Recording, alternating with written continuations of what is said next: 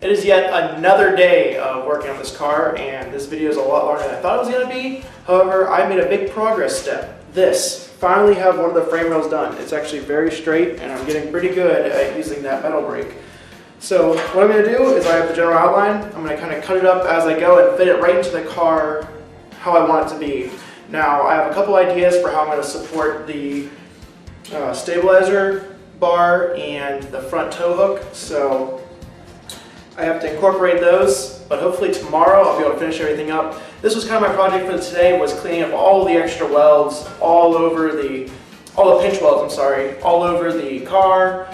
I wanted to get everything all ready, straight, and just have to make this and fit it in. So tomorrow I'm going to be drilling holes in this for all the different little thingamajigs that go on it, and hopefully installing it. And then I'll be able to put the rail underneath the floor pan, welding the floor pan the rest of the way, and the passenger side of the car will be done. And that's my goal for tomorrow. So I'm getting my welding settings dialed in so I can weld the sheet metal to the supports for the stabilizer bar and tow hook, and here's kind of what it looks like. Pretty happy with it, so we'll stick with that, and here we go.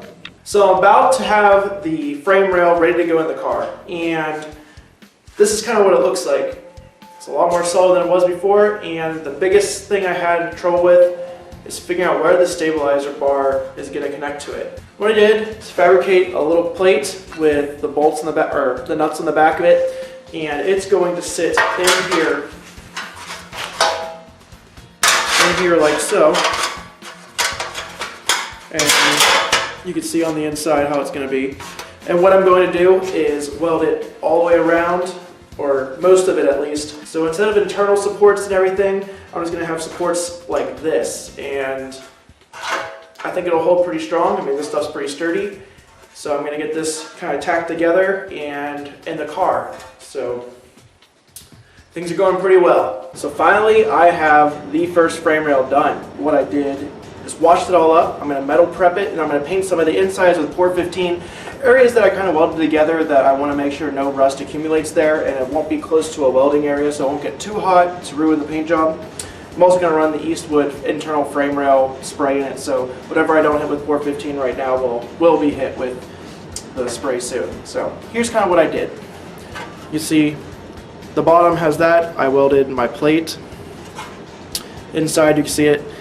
So everything looks pretty good. It's pretty straight. I'm pretty happy with it. Do the other side after this, but I'm going to let this dry, paint it, get the floor pan support rails done, and that should be good for that side. So stay tuned. Alright, so there it is, all tacked up in place. I have the inside 415 like I said, and you can kind of see how it goes. I'm going to tack it up a little bit more, and then I'm going to work on the frame rails under the floor pans.